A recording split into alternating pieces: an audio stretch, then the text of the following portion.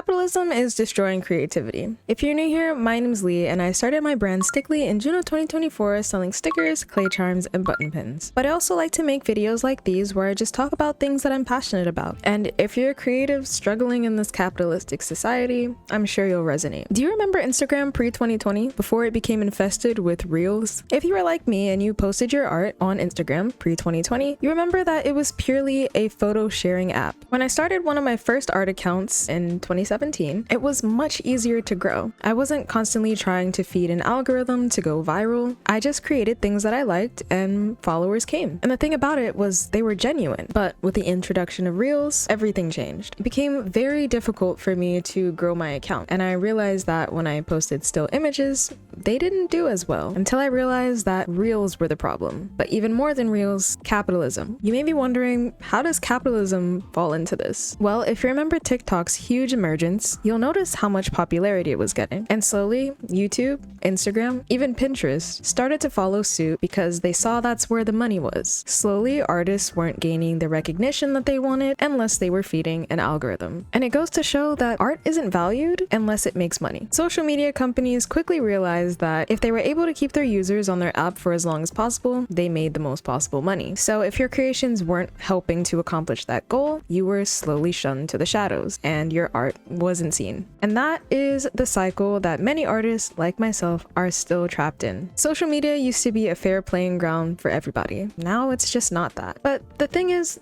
this extends farther than just social media. This is a societal problem. Kids are even expected to conform and stifle their creativity from a very young age. I even have a story. When I was in 3rd grade, I loved my art class. It was the one place I looked forward to going every single day and just expressing myself. One day, the teacher gave us a project, and it was to outline our hand. There was a specific way we were supposed to do it, but I wanted to add fingernails to my hand. But my art teacher saw this and said, "No fingernails.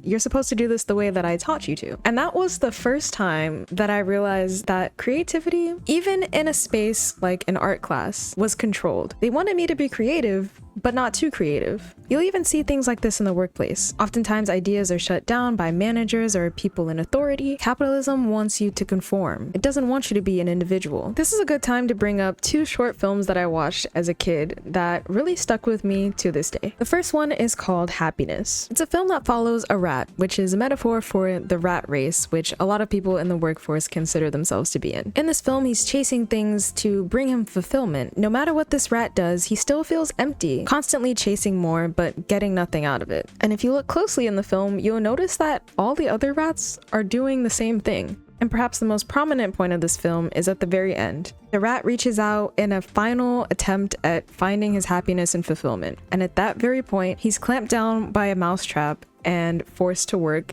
at his desk with all of the other rats. And to me, this film symbolizes conformity, doing what society wants you to do without any forethought. Why are we doing this? Why do we want these things? Is it true to ourselves, or is it what society wants? And this further plays into the capitalistic society that we live in. It made me realize that in the workforce, you're not seen as a true individual with thoughts and opinions. You're seen as a machine. And if you watch this film, you'll notice that all of the rats are somewhat living as though they're cogs in a machine. Another film that I watched is titled Alike, and it basically follows a father and his son living in a world where self-expression is not encouraged. There's a certain symbolism in this film where the father and his son have a little bit of color, but as they go throughout the motions and follow the way that society expects them to live, they start to lose their color. And the saddest part is for the boy, because he has so much life inside of him and he's super vibrant. But the minute that he tries to be an individual, the minute that he tries to be creative and do something different, he's told not to, and he slowly loses his color. And I think it goes to show how quickly society tries to ingrain this into us from such a young age. It's almost as though you're punished for not fitting the mold. And furthermore, this is a great time to bring up that I was recently diagnosed with ADHD. So fitting this neurotypical mold is even harder for me. If there's anything about people with ADHD, it's that we don't like to be controlled. Things like deadlines and due dates only cripple us. I remember struggling with this so much in high school when it started to become more important, and I would beat myself up so much every time I didn't conform the way that I was expected to. I eventually came to the realization that this system isn't made for people like me,